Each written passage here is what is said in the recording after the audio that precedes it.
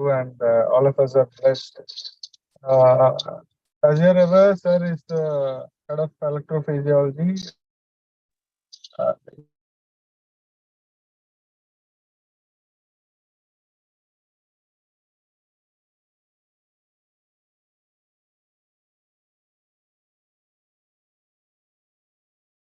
CCPS.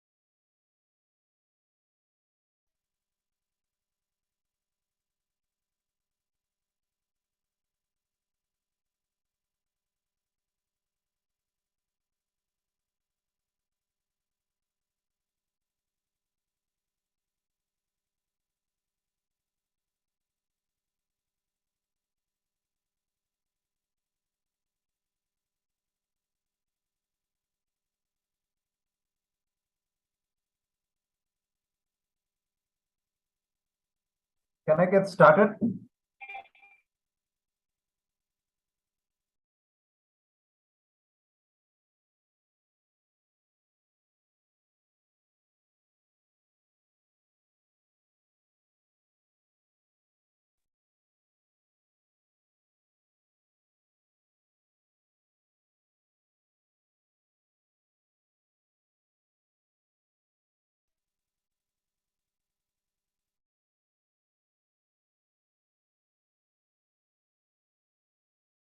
Is anybody from the EMFI team here? Shall I get started? Yes, sir. All right. Okay. So thank you everybody for coming over, and I know some of you have logged in at 6 o'clock. That included me too. I understand that they plan to start the program at 6:30. Sorry about the delay. We are now here to look at ECGs, and I'm sorry I couldn't make it for the previous session because I wasn't keeping well. So we had earlier spoken about the basics of ECG, and this is also another basic class. And quick recap of some of the basics that we had spoken of last time.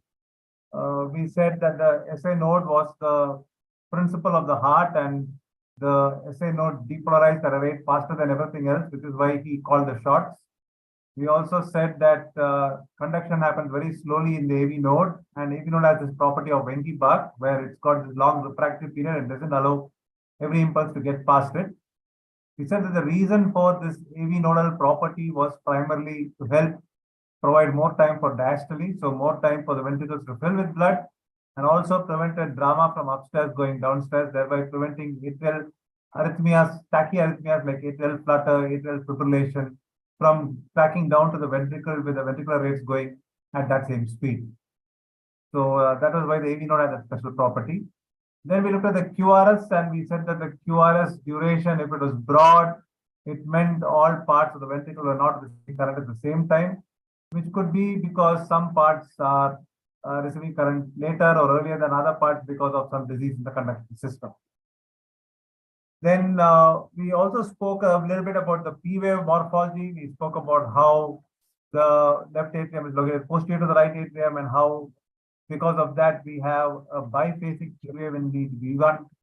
We also spoke about how the P-wave looks very tall and upright and clearly seen in lead 2 because lead 2 is exactly in the direction in which the atria get activated. So we've seen about the basics about ECG. And we also spoke about how the septum gets depolarized when it's the ventricular depolarization, and said how in lead V1 you have an RS complex and in lead V6 you have a QR complex, which is based on the depolarization of the septum. So having spoken about these various basics and having this basic understanding, let us move forward. So when I finished my last class, there were two questions that were asked. One question asked was on electrolyte abnormalities in ECG, and the other question asked was why is the QRS and the T wave in the same direction? So let's look at these two questions before going into today's session. And that takes us to looking at the basics of the action potential and the ECG. So let me see how to go ahead. I'm going to start with sharing the whiteboard. Are you able to see my whiteboard? Yes, sir. All right. Okay. So I've never done this whiteboard thing before, so I may make some mistakes. Pardon me for that. So we are now looking at what happens when you have an action potential. So we all know that you have phase 4, and then suddenly an abrupt phase 0, a phase 1, a phase 2, a phase 3. And then again, it goes on like that. So we know this is how the action potential looks for the heart. And we call this phase 4, we call this phase 0, we call this blip phase 1, this flat part phase 2, this is phase 3, and then again it's phase 4. So this cardiac action potential, which all of you have studied in ECG, in physiology, during your physiology days. So when you look at this, and if you were to superimpose the ECG on this, it will look something like this. You will have the QRS happening here, ST segment, and then the T wave happening here. We are looking at the ventricular action potential, which is why I'm not focusing on the atrium. I'm looking at the ventricular action potential. Now it's important for you to know what's happening in each of these phases. So in phase 0, it has to do with sodium channel, right? So sodium ions move in, and that is what happens in phase 0 of the action potential. In phase 0, essentially what happens is that when you have a cell, the cell is negative on the inside and positive on the outside. This is how the cell is. But when the depolarization wave comes, or the stimulus comes, then the sodium, which is sitting on the outside, rushes inside the cell. So the sodium rushes into the cell, and this rushing of the sodium changes the negativity of the cell on the inside from what is minus 90 all the way to plus 10. This rushing happens very, very, very, very rapidly. So it's a very steep up. After that, what happens is that you have a special channel called the ITO channel. So you have the ITO channel, which is a transient outward current. That's I stands for current, and TO is transient outward. So it's the transient outward current of potassium, which then basically pushes some potassium from inside out. So that is what happens next. So when all the sodium from outside ran in, the cell on the inside became positive. So this was negative, this was positive, and the cell from inside from negative became positive. Then it became a little less positive because some potassium ions from inside the cell moved outside. Then after that, what happened was, the next step that took place was you had two different ions playing up. So you had the same cell where you had calcium coming into the cell and you had potassium going outside the cell. So calcium was coming in, potassium was going out. So plus is coming in, plus is going out. It sort of maintained a balance, and so you got your flat line. And then after some time, what happened was the cell moved into the state where it went into the so-called repolarization state. And when that repolarization state happened, you had a lot of potassium from inside moving out. So that brought the potential back to the minus because a lot of positive charges from inside went out. So it went down this slope, and that was phase 3, bringing it back to minus. So this is your action potential. And on the ECG, when you look at it, you have this QRS, you have your ST segment here, and this is your T wave, and this is your R wave over here of the ECG. So you can understand from this that this rapid depolarization that is happening during phase 0 is what produces your QRS. Your phase 2 of your action potential sort of corresponds to your ST segment, and your phase 3 of your action potential corresponds to your T wave. This is just sort of roughly putting it, which will enhance your understanding of the concept, particularly when it comes to electrolyte abnormality. So you can see that different ions are technically owning the stage at different times of the action potential and of the ECG. The main actor in the phase 0 is sodium. The main actor when you're looking at a QRS is your sodium. Your ST segment, which is your flat line, the main actor there is calcium. Your T wave, the main actor there is your phase 3 of your action potential, which is potassium. So coming again on this, which is very, very important, your action potential has a phase 4 where the cell is slowly getting activated, and then suddenly it reaches a particular point beyond which all the sodium starts rushing in. And that sodium rushing in gives you your phase 0 of your depolarization. This is a rapid upslope because all the plus ions from outside move in to the cell. So you get that rapid upstroke. Then you have a transient outward current, and that is the potassium starts moving out. Then you have a plateau phase where the amount of calcium moving in and the amount of potassium moving out is balanced.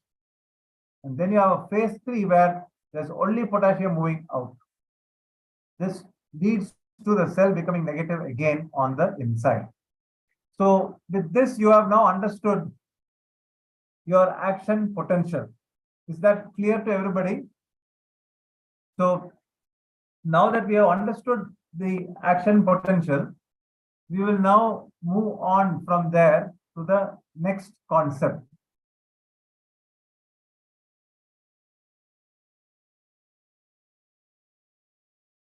Okay. So very important for you to know the action potential, know the ions that are playing the role in each of them.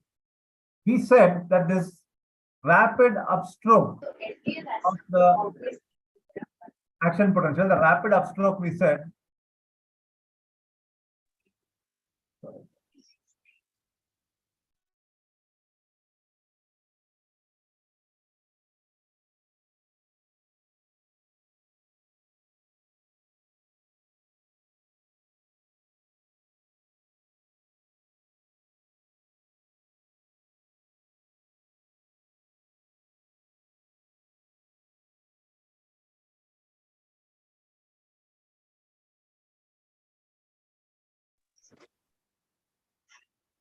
so I'm just trying to figure out this whiteboard thing.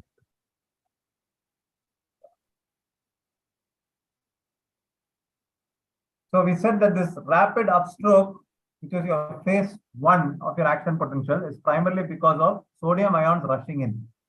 So technically, this QRS that you're seeing on an ECG is determined by your sodium ions rushing in. So if you were to treat somebody with a sodium channel blocker, a sodium channel blocker can be something like amitriptyline or something like flecainide or something like quinidine. These are all sodium channel blockers. So when you give somebody a sodium channel blocker, it's going to reduce the amount of sodium that is going to move into a cell because the sodium channel is blocked. So because of that, instead of this going rapidly up, it will go slowly up. And so your QRS, instead of being thin and tall, will become broad. So when you are giving somebody a sodium channel blocker like flecainide or amitriptyline, your QRS duration will increase. So when you see the ECG, instead of the QRS being 120 milliseconds, which is the normal QRS duration, it will become broad like 140, 150, 160 milliseconds. So that is one important thing to know with regards to sodium channel blockers. Now, next thing is to look at the ST segment and look at the T waves. So I told you that the ST segment involves a tug of war between calcium and potassium. There is calcium moving in, potassium moving out during that phase 2 of the action potential, which contributes to your ST segment. So any change in the amount of calcium you have is going to affect your ST segment. So when you look at somebody who has got hypercalcemia, your ST segment will become short. Whereas if you have hypocalcemia, it will be the exact opposite. Now I'll stop sharing the whiteboard and move on to sharing a PowerPoint presentation to further stress the point that I've been trying to make.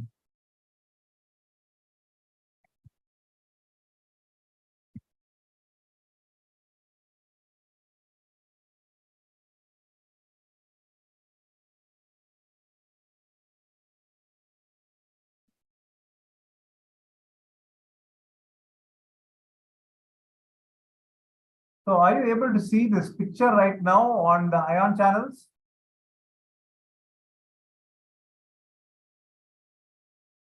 Am I audible? Are you able to see this picture with ion channels? Yes, sir. All right. So this is just what I explained to you. So you see the sodium moving in phase 0. In phase 1, potassium moves out.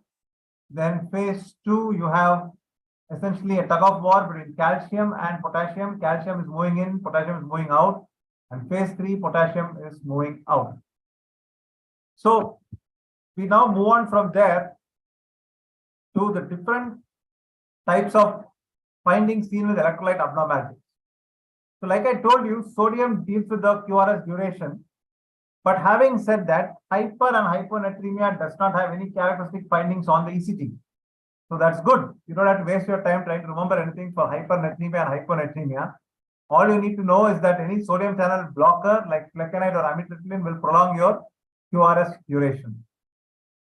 The next thing you need to know is about calcium, which affects the ST segment, potassium, which affects the T wave. Again, the other electrolyte that we have talked about often is magnesium, but hyper and hypomagnesemia again do not have any characteristic findings on the ECG. So let's look at hypercalcemia. Firstly, it's important to know what are the causes of hypercalcemia.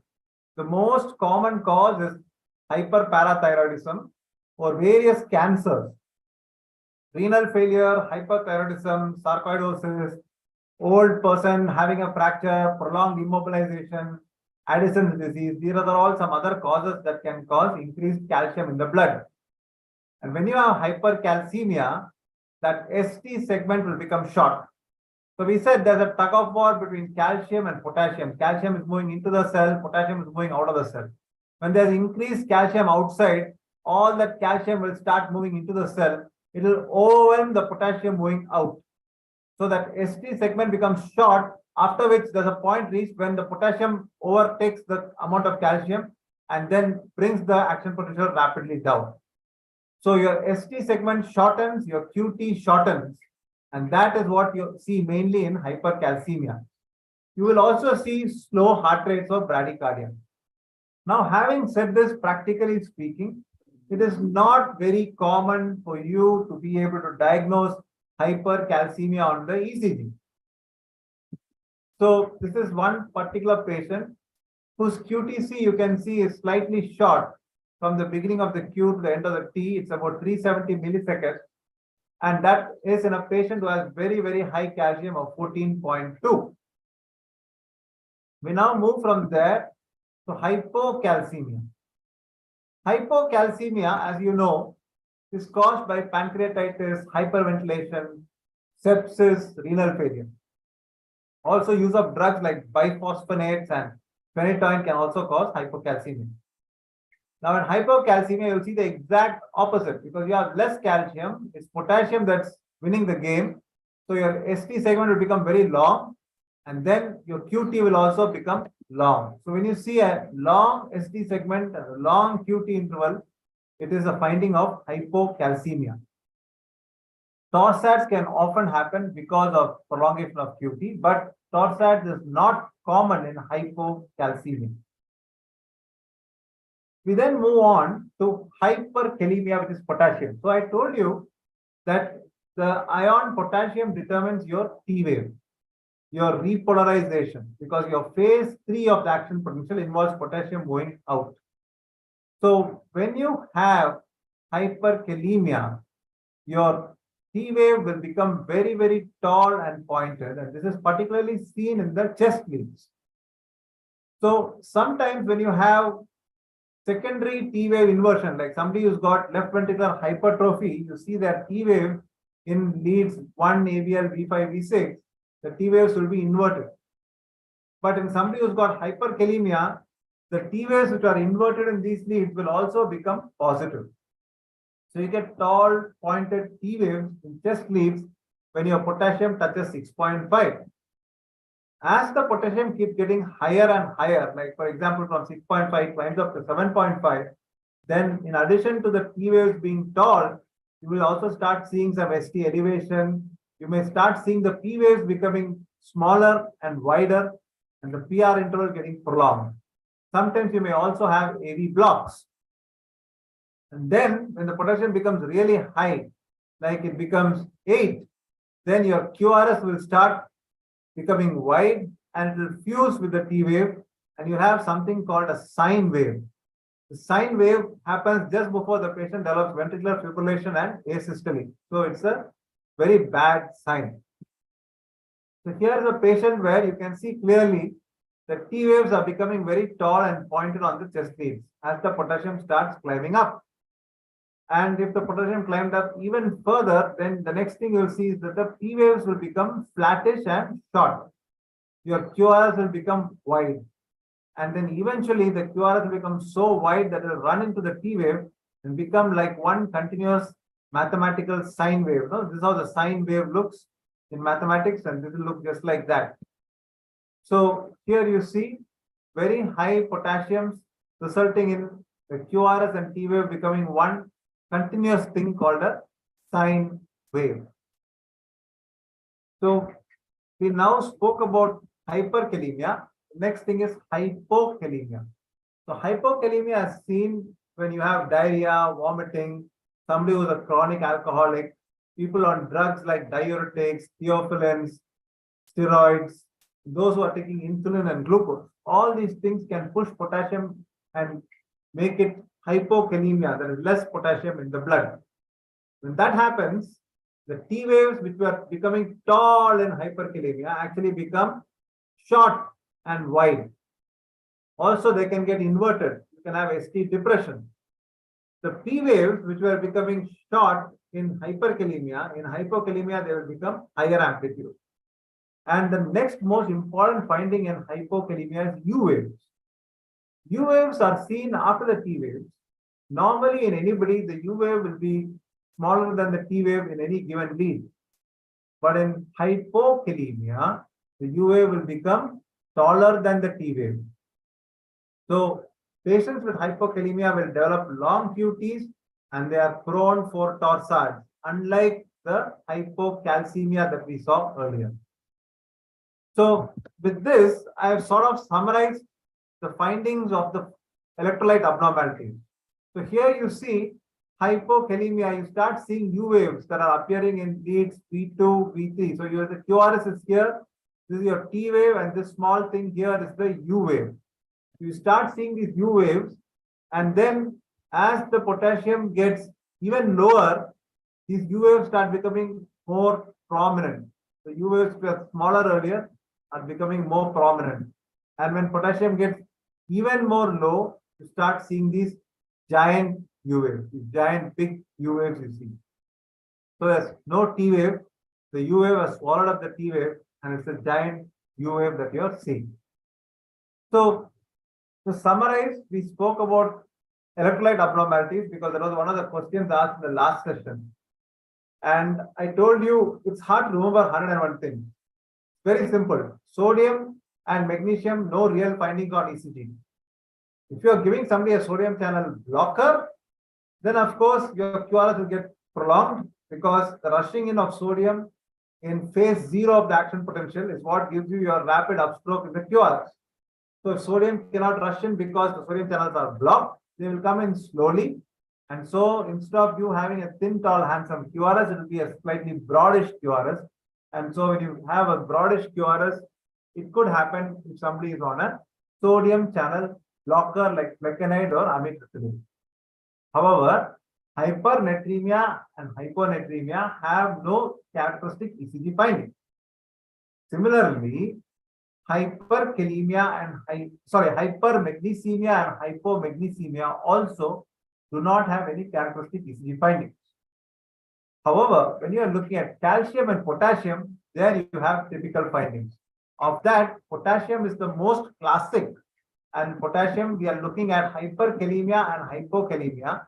In hyperkalemia, you have initially, I imagine all the potassium is going and standing under the T wave, and so making the T wave very tall. So you have a tall T wave when your potassium climbs up to 6.5. And as your potassium gets higher, then next thing you see is that the T wave becomes wider and of lower amplitude. And then you start seeing the QRS becoming wide and fusing with the T wave, leading to what we call as the sine wave pattern you see. And then we spoke about hypokalemia, where the exact opposite happens. Your T waves become short, your P waves become prominent, and you have the most important finding is the U wave. So you see these U waves, and these U waves can become tall and big and huge and gigantic when you have hypokalemia. So when you think about electrolyte abnormalities, the one most important to remember is potassium, hyperkalemia causing tall T waves, and hypokalemia causing U waves. That is what you have to remember. The other thing that you may see when you talk about electrolyte abnormalities is hypocalcemia and hypercalcemia. So when we talk about calcium, we are talking about the ST segment. The ST segment is your plateau phase or the phase 2 of the action potential, which is a tug of war between calcium and potassium. Calcium is trying to enter the cell, potassium is trying to exit the cell, and based on who is more powerful, that will win. So you're having hypercalcemia, you end up having a short ST segment, a short QT. You have hypocalcemia, you have a long ST segment and a long QT. But hypocalcemia will not cause torsade so often as compared to hypokalemia, where you can have torsade much more often along with these giant U waves. Here, the giant U waves and torsade is much more common with hypokalemia. So with that, we've spoken about electrolyte abnormalities, which is one of the doubts that was asked last time. There was one other doubt that was asked last time, and that doubt was with regards to the QRS and the T wave. So the question that was asked was, in an ECG, you are seeing P wave, then you're seeing QRS, and then you're seeing T wave, right? The question was, QRS stands for depolarization, whereas T wave stands for repolarization. So QRS is happening when the cell is changing. So initially your cell is normally on the inside negative, outside positive. But when you have depolarization, then the inside becomes positive, the outside becomes negative. So this is depolarization. And when you have repolarization, it will become back to inside being negative and outside being positive. So the change from what was original to this is your depolarization, and then depolarization becomes back to repolarization, and that is back to the original. So they are opposite in direction. So when they are two opposite things, how can they both be in the same direction was the question, because this is QRS is positive, E wave is positive. Both are looking upwards. How is that possible? They are opposite things. Depolarization is opposite to repolarization. So if depolarization is positive, repolarization should be negative. That was the question. It is a very, very good question. So if we assume this to be a cell, I mean many cells, okay? The thickness of the heart muscle. This is the outside. This is the inside. In other words, this is the endocardium. I'm so sorry about that.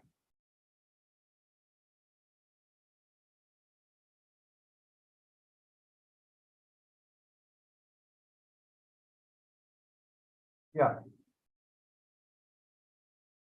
So this is the endocardium on this side. And this is the epicardium on this side. That is the outer part, outer surface of the heart. So we all know that when depolarization occurs, the cell is going to become positive on the inside and negative on the outside. Because we know that normally the cell is negative on the inside and positive on the outside. But when depolarization occurs, it becomes positive on the inside and negative on the outside. So let us imagine that I am only showing you the outside of the cells, not the inside of the cells. So the outside of the cell is all going to be positive. That's how normally it will be. Outside of the cell will all be positive. But when depolarization happens, then the outside will start changing from positive to becoming negative, start becoming negative. So as time progresses and a cell becomes more and more depolarized, then you will have more and more of the cell becoming negative on the outside. So instead of it just being a little bit negative, as time progresses, more and more will be negative on the outside. So technically, your current is going to be flowing, and we all know current is the direction in which the electrons are flowing. And so you would say, okay, the current is flowing in this direction because your negative is flowing like that. Current is flowing in this direction. So we are talking about depolarization of a cell. We are saying that normally the cells are negative on the inside, positive on the outside. When the cell gets depolarized, the sodium channels open, sodium rushes into the cell, making the inside of the cell positive. So when the inside of the cell gets positive, the outside of the cell becomes negative. So at baseline, the outside of a cell is positive. The inside is negative. Depolarization goes from the endocardium to the epicardium, from the inside to the outside. As depolarization is progressing, the outside of the cell becomes progressively more and more negative.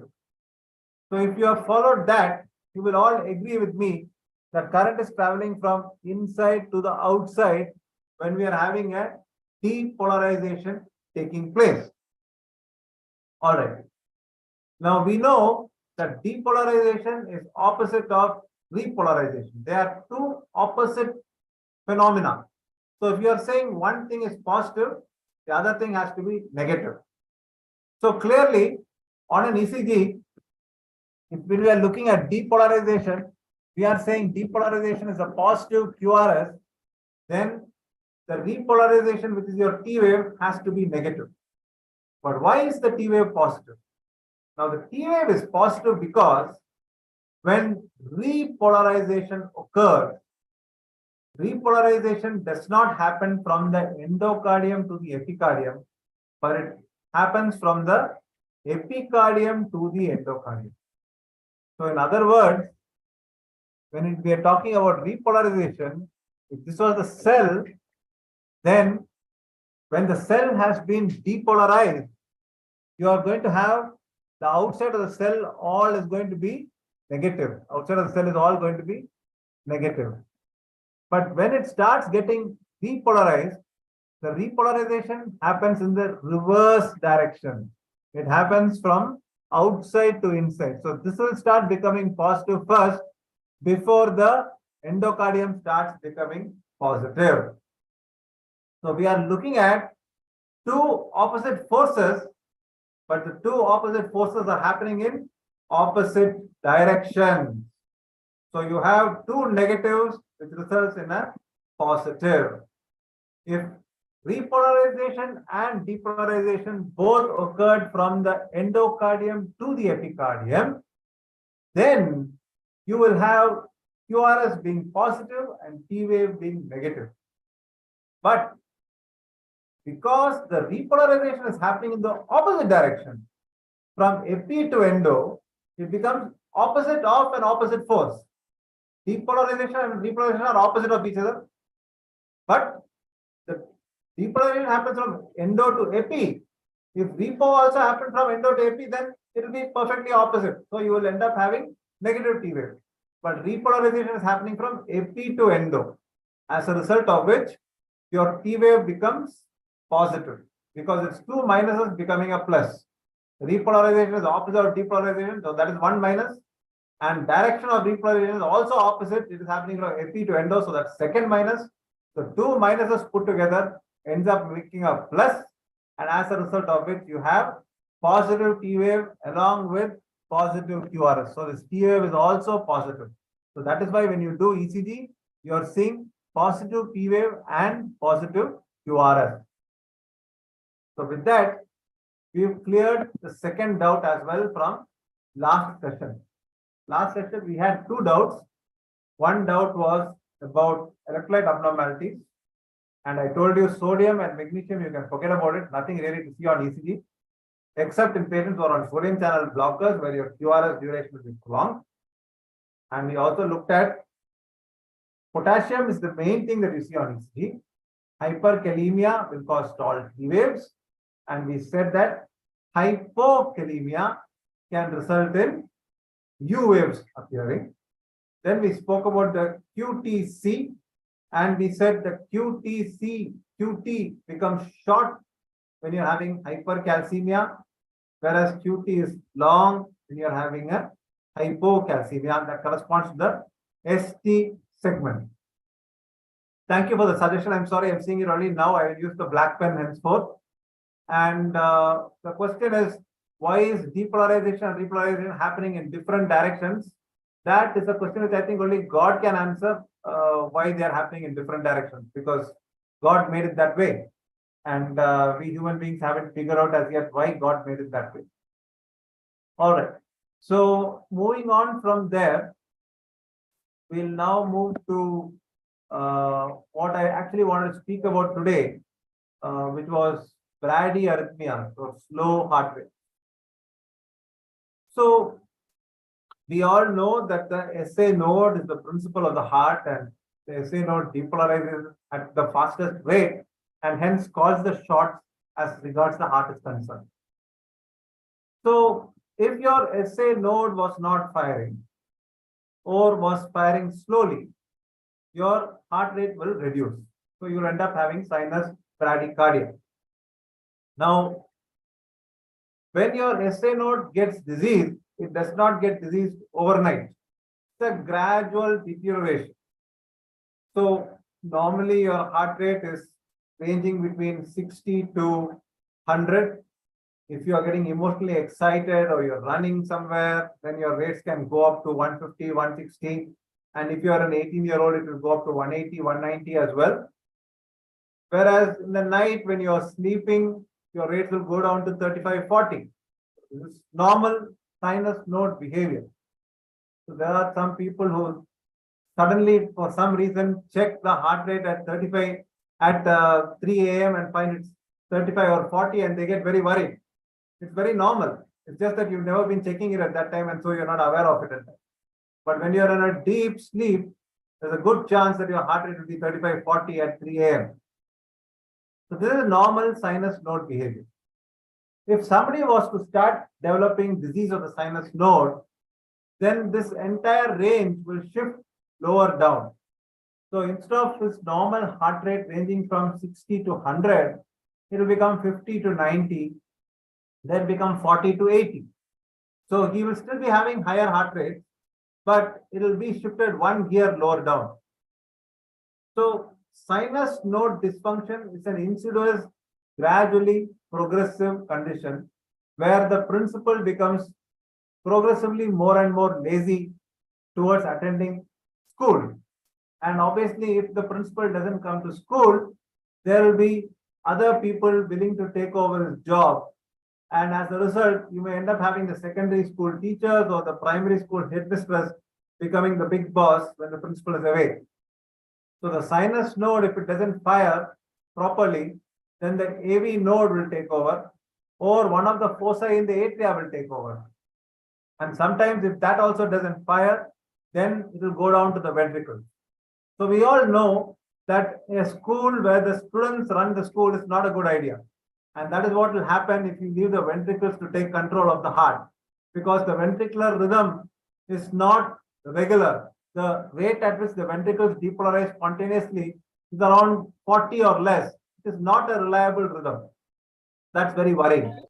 But the rate at which the AV node will depolarize is around 860 beats a minute, 45 to 60, which is a pretty stable rhythm. So technically, when somebody develops sinus node dysfunction, you may end up seeing beats where you don't have P waves, you just have junctional beats coming in because the AV node has stepped in to fire, producing the QRS, but there is no P wave before the QRS because the atria have not depolarized before the AV node. The sinus node should fire, then only the atria will depolarize. We saw that in the video that I showed you last time. That only produces your P wave. After the P wave, only then the current will reach the AV node, and only then it will travel to the bundle of his to reach the two ventricles to produce your QRS. So if you end up having sinus node dysfunction and your sinus node never fired, then the atria will not depolarize unless you have a focus in the atrium that fires, causing the atria to depolarize. So if that foci in the atria don't fire, then it will be the AV node that fires, thereby resulting in a QRS that follows without a P wave in front of it. So that is what you would see if somebody has got a sinus node dysfunction. The other thing to remember about sinus node dysfunction is that it is gradually progressive. So somebody who's got a sinus node dysfunction does not need a pacemaker implantation tomorrow or in the next 2-3 hours. You can tell him to go home, settle things, and then get a pacemaker electively. And you would put in a pacemaker only if the patient was symptomatic. So somebody with sinus node dysfunction who has no symptoms, nothing needs to be done. But somebody with sinus node dysfunction who has symptoms, then you will consider putting a pacemaker electively and not urgently. What are the symptoms? The symptoms are that you will feel tired, you will feel fatigued, you have lack of energy. That is what the symptom is. Rarely they may also faint or may feel like fainting. They may feel there's some darkening before their eyes. But the most common symptom is tiredness and fatigue and lack of energy. So that is the key finding of sinus node dysfunction. So when we look at the different types of conduction abnormalities, like I told you before, in the heart, you have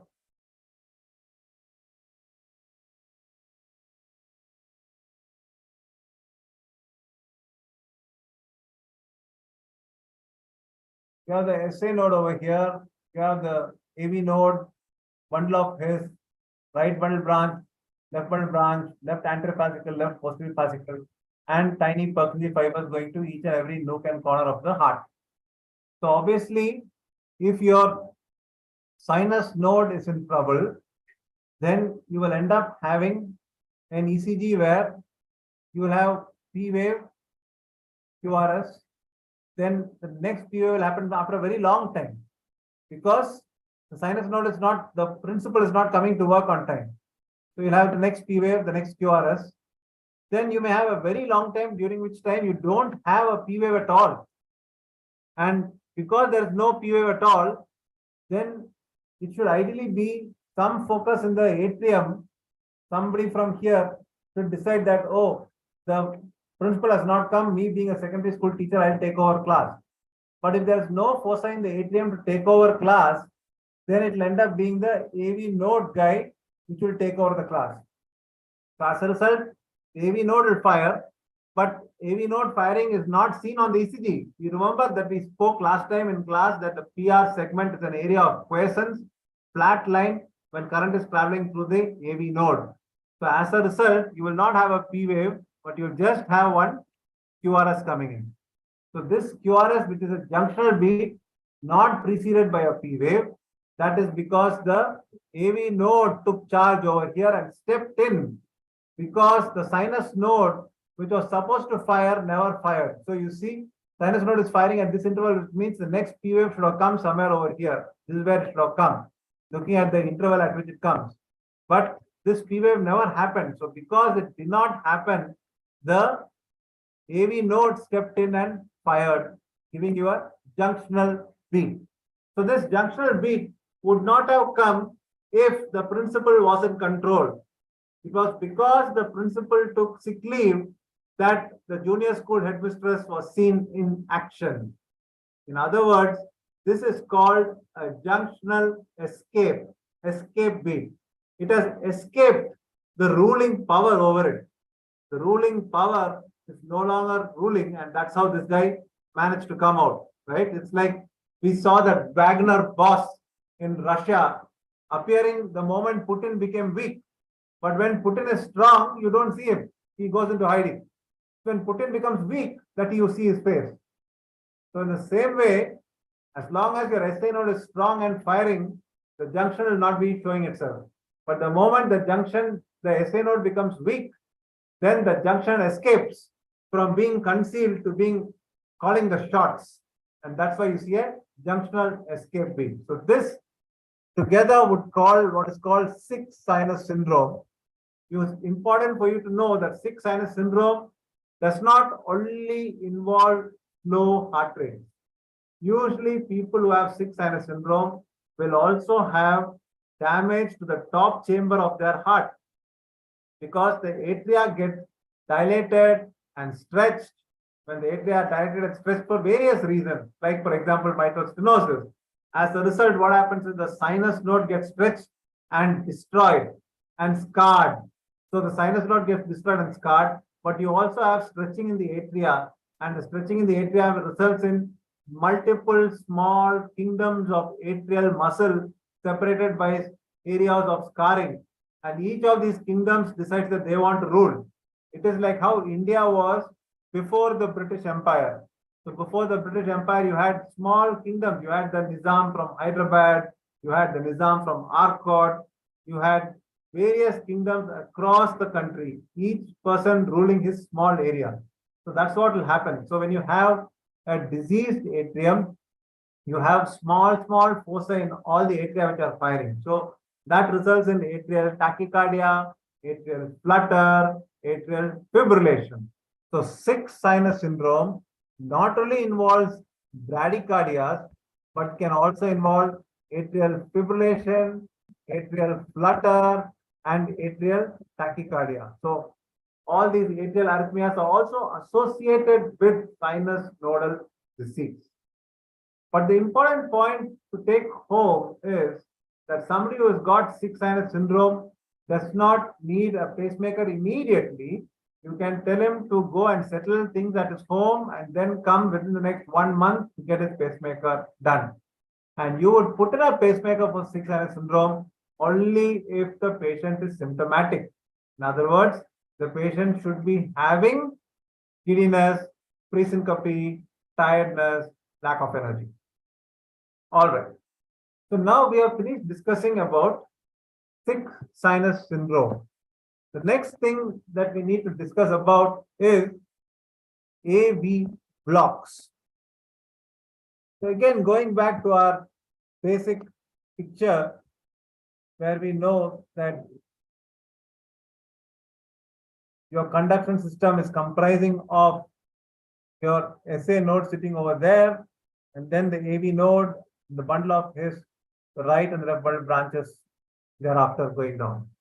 So when you talk about AV blocks, the block can be either in the AV node itself, or it can be somewhere else. So you can have a block in the AV node itself, or instead of having a block in the AV node, you can have a block in the bundle of His, or in the right or the left bundle branches, or even beyond that in the Purkinje fibers. You can have block anywhere, a block in the AV node, in the bundle of His, in the bundle branches, in the fascicles, which is your left and your right anterior fascicle. Any of these blocks are called AV blocks.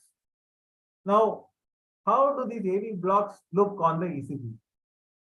So we said in our last class that if a family has to go out for a function, the time when the whole family can leave together for the function is dependent on the time taken by the mother of the house to dress up, because she takes the longest time. So even if the father delayed a little bit more than usual, it is not going to affect the time the family leaves, because it's the mother who takes the longest time. The same way we said in the heart, it's the AV node which plays the role of the mother, who takes the longest time for an impulse to get passed. So obviously, we know that when we look at an ECG, we have a P wave, you have a QRS, and then you have a T wave. And we know that this PR interval, that is time taken from when the atria depolarize to cause your P wave to when the ventricle depolarizes to cause your QRS, this PR interval. So we are looking at the beginning of the P wave, the beginning of the QRS. This time comprises time taken to travel through the atria, travel through the AV node, bundle of His, right and left bundle branches, and the two fascicles, and the Purkinje fibers. Only after it knocks on the door of the ventricular cell will you have your QRS appearing, because of the ventricular depolarization by the action potential that we discussed in the beginning of this class. So, of all these fellows who contribute to this big PR interval, the biggest contributor is your AV node. So your AV node is going to take the lion's share of the time that is in this PR interval. The lion's share of the time is for the AV node to get dressed up and ready. That is going to be the main contributor. So obviously, if you have a block in the AV node or a disease in the AV node for whatever reason, then the first thing that you will notice is that your PR interval will get prolonged. So when you have a prolongation of your PR interval, then it is most likely disease of the AV node. Yes, if you have disease of the bundle of His, or disease of Purkinje fibers, or disease of the fascicles, or the right or the left bundle branches, it can all cause PR prolongation. But the amount by which it will prolong the PR interval is the amount by which the family is going to be delayed if the father took a little longer time to get ready, which is insignificant. So technically, a PR interval which is normally 120 milliseconds, if you had disease of the bundle of His, from 120 it may become 140 or 150 milliseconds, which is not a big deal. You wouldn't even notice it. Whereas if there was disease of the AV node, then instead of becoming 150 milliseconds, it will become 230 milliseconds. 120 milliseconds will become 230 milliseconds. And when that kind of prolongation of the PR interval happens, you know for sure that it is because of AV nodal issue. Now we know that the AV node is God's own given protection for us, and we saw last time why the AV node is God's given protection, to provide time for the impulse to travel slowly, thereby preventing drama from upstairs going downstairs and improving time for ventricular diastole and filling. So because of that, this AV node delay is very important for us, and AV node delay does not worry us. So for example, when somebody like me is taking a boring class and you are forced to listen to it, then you will have increased vagal outflow. And if I did an ECG in you, there's a good chance that your PR interval will be prolonged because of delay in your AV node conduction. So when you see an ECG with a prolonged PR interval, it will be called as a first degree heart block. And this first degree heart block does not require any treatment. Somebody comes to have a hernia surgery or even something major like say aneurysm in the brain, some surgery for that, you will not be bothered. If the patient has got a first degree heart block, you say no problem whatsoever, we will go ahead and operate, right? Because it's a block in the AV node, which is nothing to worry at all. But you will be worried if you have blocks below the AV node in the bundle of hairs, the right or the left bundle branches, or the Purkinje fiber. That is when you will be worried. So what happens when you have blocks at these levels is the next thing for us to see. So the AV node, we know, has got this characteristic property of refractoriness. So if this was the AV node comprising of many cells inside it, and the impulse came knocking from the left side, for this impulse to get past all the way from there,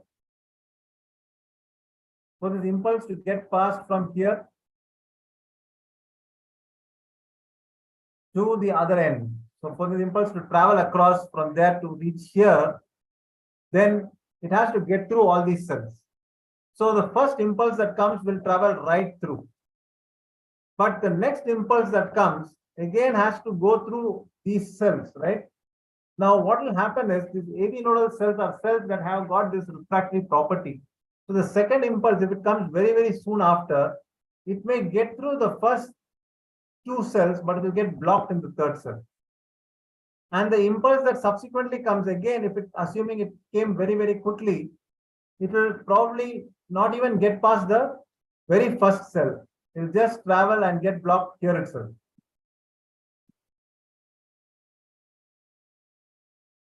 Will not get past even the second cell. So this property of the impulses not able to travel through the AV node because it has a bunch of cells, each of which will slow down the impulse, and only when every single cell is non-refractory will it allow the impulse to travel right through it. So as a result, if you see an ECG, you will have P wave, QRS. The next P wave will come on time, but it's hitting the AV node, but the AV node is not able to conduct it if it comes too early. It will delay in the AV node, and then you'll have the next QRS. The next P wave came again too early, it will delay some more, and then you'll have the QRS. So you'll have progressive prolongation of PR intervals until what happens is one P wave will not go down at all. Then you'll have the next P wave, and that next P wave will conduct normally. So you have a P wave, QRS, next P wave comes, prolongs, QRS, next P wave comes, prolongs even more, QRS, then P wave comes, blocks, then the next P wave comes on time, and the next QRS comes on time. So the QRS that follows a blocked P wave will happen with a short PR interval. So here you had a normal PR interval. Here again you have a normal PR interval. But before this normal PR interval, you have a P wave which failed to conduct. And before that, when you see, you will find that your PR intervals were progressively prolonging. So progressive prolongation of PR intervals with PP happening perfectly on time, one P wave failing to conduct, and the P wave that follows the P wave that fails to conduct happens perfectly on time. This phenomenon is called Wenckebach, and Wenckebach phenomenon is a classic finding of AV nodal property. So we said that if you had first degree heart block, you would say it is involving AV node. If you see Wenckebach also, you will say it is AV block involving the AV node. So first degree heart block is actually not an AV block, it's only an AV delay because the impulse is going through. But in Wenckebach, which is a second degree type 1, there you have an AV block because you see this P wave is not conducting. So you have an AV block, but this AV block is nothing to worry about. So how do you decide that it is Wenckebach? When you have a blocked P wave, look at the P waves before that. Are they progressively prolonging the PR intervals? And look at the P wave after that. Is the PR interval short? then you know that yes, I'm dealing with Venki Bach. So it's easy to imagine the P wave to be the wife and the QRS to be the husband. So in the beginning, the husband comes home from work perfectly on time. So because he's coming perfectly on time, both are happy. The next day, instead of coming home at 5 p.m., he comes home at 6 p.m. The day after that, he comes home at 7 p.m. The day after that, he never comes home at all. There's no 8 p.m. there. He doesn't come home at all. So now the wife is very upset. She fires him the next time. And then he comes home immediately again at 6 p.m. Then you will see that next day he finds his wife is happy. He takes advantage, comes home at 7 p.m. Then he thinks, no problem, I just hang out with my friends. He doesn't come home at all. Again, you have a P wave there waiting. There's no QRS coming on time. Then wife again gives firing. Again, after that, he will come home on time at 6 o'clock. So this pattern keeps repeating itself.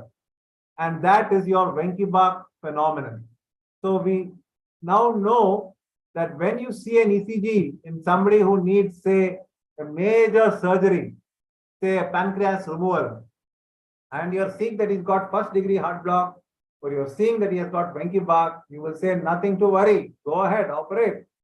Because block is involving the AV node, which is nothing to worry about.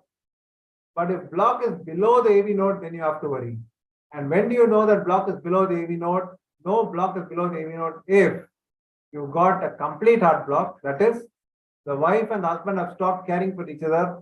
The P waves are coming at its own time. The QRS is coming at its own time. So you have, for example, P wave, P wave, P wave, P wave coming regularly at its own time. And you have QRS coming at its own time. So you have one QRS happening here, another QRS happening here, another QRS happening here. So the QRS are happening at its own time. So they are both happening at regular intervals, but there is no relationship between the P waves and the QRS. That would be your complete heart block. So there's total loss of relationship between the P wave and the QRS. And in this situation, you have to call in the marriage counselor to sort of put things together. And a pacemaker would definitely be warranted. As against the Venki Bach, where there's no need for the marriage counselor, because every time the wife shouts at the husband, he comes back on time. So there's no need to put a pacemaker. There's no need to be worried. But here you have to be worried because things are totally gone berserk over here. So this is complete heart block. Now, what can happen before a complete heart block is that you have what's called as a Mobitz type 2 second degree heart block. So in that, what happens is that you have P wave, QRS, again P wave, QRS, again P wave, QRS. So this is all going on very fine. And then suddenly you have a P wave, no QRS. Then again you have P wave, QRS, P wave, QRS, P wave, QRS.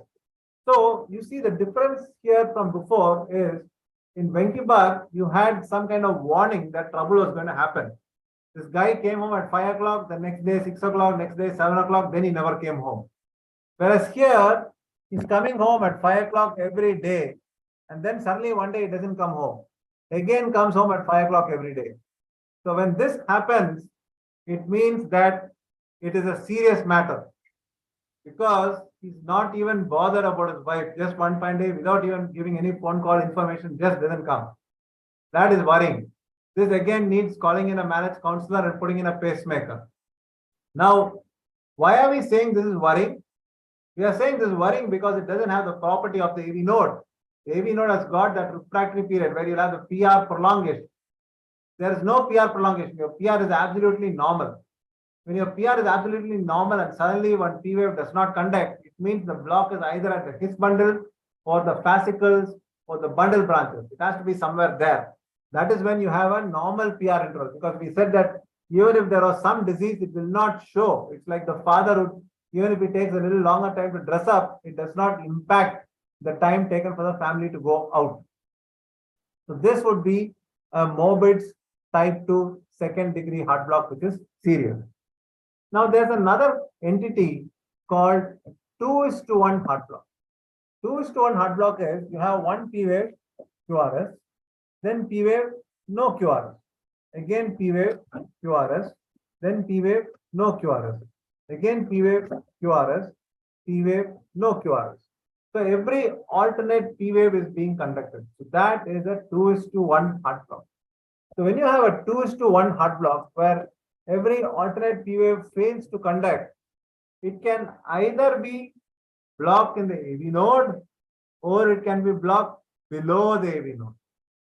So if it is blocked in the AV node, then we will not be worried. If it is blocked below the AV node, then we will be very worried. How do we decide whether it is blocked in the AV node or below the AV node? We decide by looking at the PR interval of the conducted beat. Because we know that in the PR interval, if the PR interval is going to be normal, then we know that the AV node is not the culprit. But if the PR interval was very prolonged, then we know the AV node is culprit. So if the PR interval is very prolonged and every alternate P wave failed to conduct, then you will not be worried. You will say, this is AV nodal block. I will not be worried. But supposing the PR interval was absolutely normal and every alternate beat failed to conduct, then you will be worried. You will think, hey, this block is likely to be below the AV node. The other thing that can happen when you have blocks below the AV node is that your QRS duration will change. So the QRS, which is normally we already saw from our last class, that when you have the conduction happening, it simultaneously happens down to the left side and the right side. It is not like you have certain areas in Tamil Nadu where there are no power cuts, whereas certain areas where there are always power cuts. So, for example, there may be certain areas in Chennai like the post garden residences which don't have any power cuts at all. Whereas there may be certain other areas where like Gumudi Pundi or some Gudalur or somewhere where you may always have a power cut. So it's not like that. God made everybody to get current at the same time in the heart. So when you have current not reaching at the same time, your QRS will become broad. So we saw that last time in our last class that your QRS becomes broad when all parts don't receive current at the same time. So in the same way, if you have a 2:1 heart block and this QRS was, instead of being narrow, it was a broad QRS, then you will be worried because it means that there is disease below the AV node. Some bundle branch has been affected, some fascicle has been affected, some Purkinje fibers are being affected. Somewhere current is not reaching at the same time. That can happen only if there is disease below the AV node. So disease below the AV node means it can be serious and will need a pacemaker implantation. So now that we've looked at that, it's time for us to sort of look at maybe some short case stories, which will help us get these concepts a little bit clearer.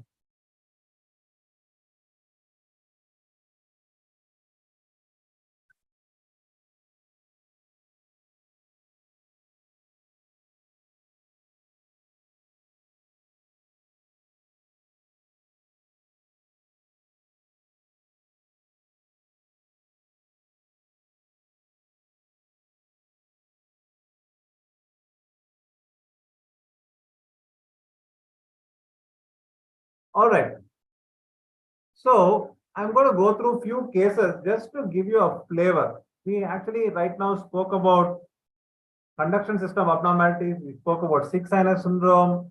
We said sick sinus syndrome is not an emergency. You can tell the patient to go back and come back. You will put a pacemaker only if the patient is having symptoms. Then we spoke about AV blocks, and we said AV blocks are serious if it happens below the AV node. In the AV node, if there's an AV block, then you will either have a first degree heart block, which is actually not an AV block, it's just an AV prolongation, or you can have a Wenckebach kind of phenomenon. Those are the kind of findings that you would see. And if the block is below the AV node, then you will have Mobitz type 2 or 2:1 heart block where the QRS may be broad or a complete heart block. So let us look at some cases. So here's a 65-year-old lady who has restrictive cardiomyopathy, which is a heart condition. And she presented with 2 falls in the last 3 months. So this lady comes to you and she says she fell, she's not really sure how she fell. She says she may have slipped and fallen, but we don't really know whether we can believe that history unless, of course, somebody says there was water, they actually saw her slipping and falling. We don't have that kind of corroboration on the history. So this is her baseline ECG. When you look at this baseline ECG, you can straight away see that I'm seeing QRSs, but I'm not seeing P waves in front of those QRSs. And I'm seeing these QRSs are not happening very regularly. So here you have P wave, here you have QRS. There are P waves after the QRS, but I don't see any P waves before them. This is a long gap, again QRS, long gap, QRS. So essentially, this looks like this lady is not having P waves. She's just having QRSs which are firing, and these QRSs are happening irregularly. So this makes me think that she could be having sick sinus syndrome. So the principle is not coming to work. So the junction is firing. And the other possibility is that she has atrial fibrillation. I'm not seeing any P waves at all. And that is why she's having an irregular heart rate. Now, what else does she have? She also has a right bundle branch block. As you can see, an RSR pattern in V1. You also see a left anterior fascicular block in lead 2, 3, and AVF. So she's not got clear P wave. She's got an irregular heart rate. So she's probably got atrial fibrillation, which is part of the family of sick sinus syndrome. She's also got a right bundle branch block with a left anterior fascicular block. So here you have somebody who's got sick sinus syndrome and also got AV conduction disease.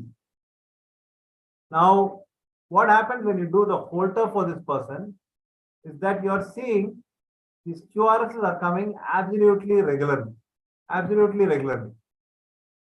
So if somebody has got atrial fibrillation, there are multiple small kingdoms in the atria that are firing at irregular rates, as a result of which your QRS rate will be irregular. It will not be regular. But if you are having atrial fibrillation, not seeing clear P waves, but seeing QRSs coming absolutely regularly, it means that there has to be complete heart block also, which is why these QRSs are happening regularly and they are not being influenced by the irregular chaotic rhythm that is above. So the irregular chaotic rhythm above, which is atrial fibrillation, is not causing an irregularity in the ventricular rate below, thanks to a complete heart block. So in a patient with atrial fibrillation, if you see QRSs happening regularly, then it means that the person has complete heart block, and that is a serious condition that warrants treatment. We will then move on from that to another case. This is a 60-year-old man, a known case of myasthenia gravis with diabetes and hypertension. He was intubated for bulbar paralysis, carbon dioxide retention, started on some drugs, and this was his ECG. Now, what do you see in this ECG? You are seeing P wave, QRS, P wave, QRS, P wave, QRS. But look at this PR interval, it's so huge. It is this P wave and this T wave are sort of lying on top of each other. You have this T wave and then P wave, then long PR segment, right? So you have a first degree heart block. The moment you see such a long PR interval, you know that it's a block in the AV node, nothing to really worry about. So you do a Holter for this patient, and on Holter you see there's P wave, QRS, P wave, no QRS, P wave, QRS. We are having alternate P waves conducting. Alternate P waves conducting, QRS is narrow, PR segment is long, likely to mean that this is a 2:1 heart block, but the level of the block is probably in the AV node because your PR interval is very, very long. So this is not a patient that you would be worried about and want to go and put a pacemaker for.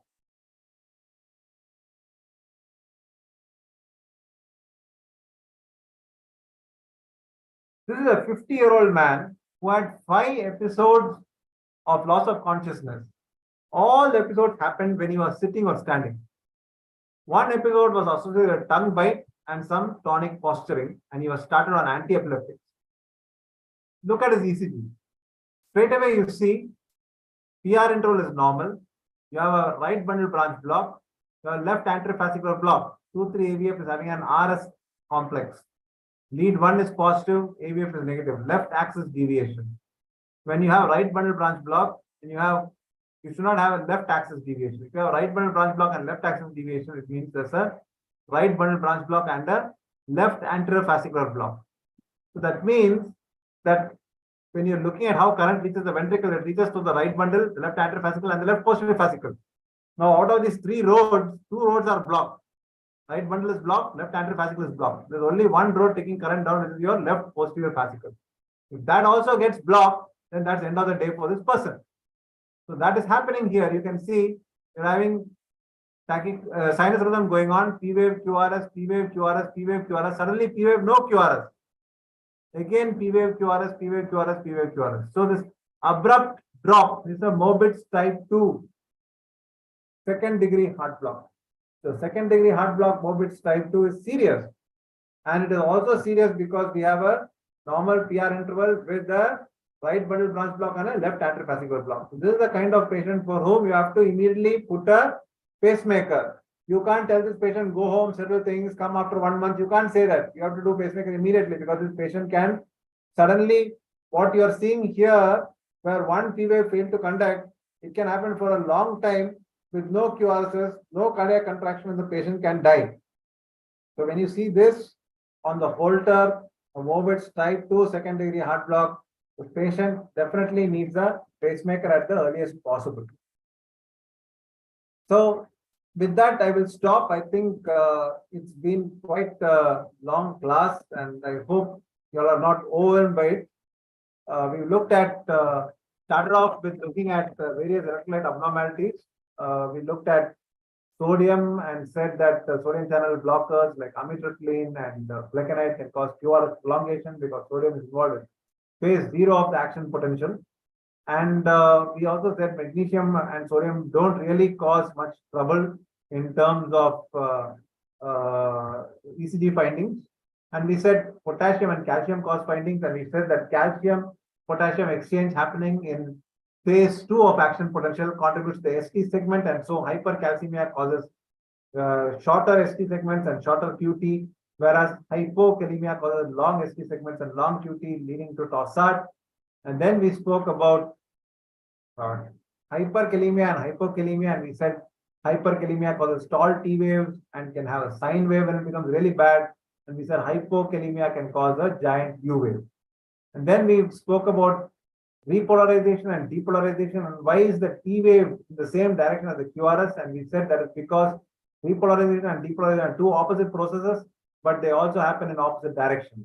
So it happens from endo to epi for depolarization, but repolarization happens from epi to endo, because of which your QRS and T wave are in the same direction because it's 2 negatives making a positive.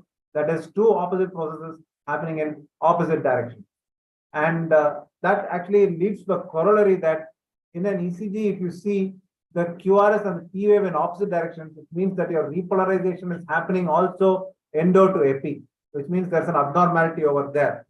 And that will make you look for the abnormality. Why is it? Is it ischemia? Is it ventricular hypertrophy? What is the reason for the T wave to be in an opposite direction to the QRS? And then we looked at various conduction abnormalities, and we spoke about first degree heart block and Wenckebach and said that they are due to blockages in the AV node and nothing to worry. And we spoke about blocks below the AV node in terms of intrahisian or infrahisian involving the bundle branches, and we said that they are serious and the PR may not be prolonged in those situations, but still those patients can be seriously ill and will need pacemaker implantation. And we spoke about the 2:1 heart block, which can be serious and need not be serious.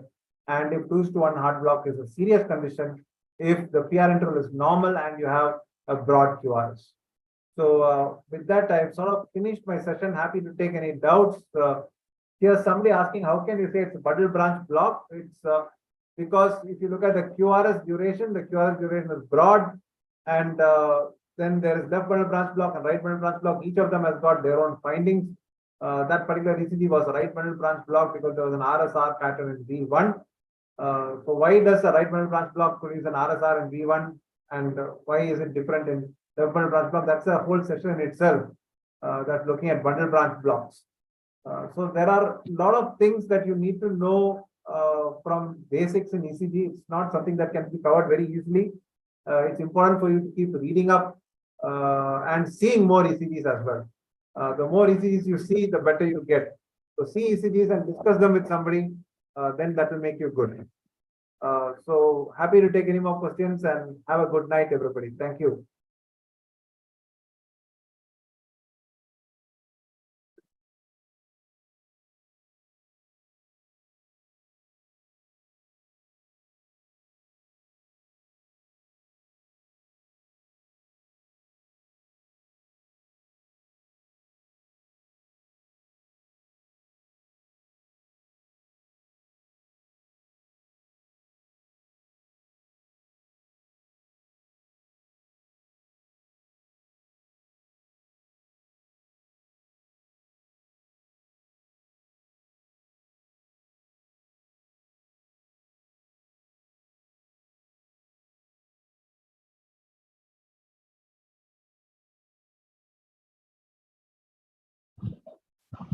If there are no further questions, shall we bring this to a close? Sure. Thank you. Thank you very much, sir, for your teaching. Dr. Sukumar, would you want to say a few final words before we end the meeting? So thank you, Dr. John, Roshan sir, for your time, and it's encouraging for all of us.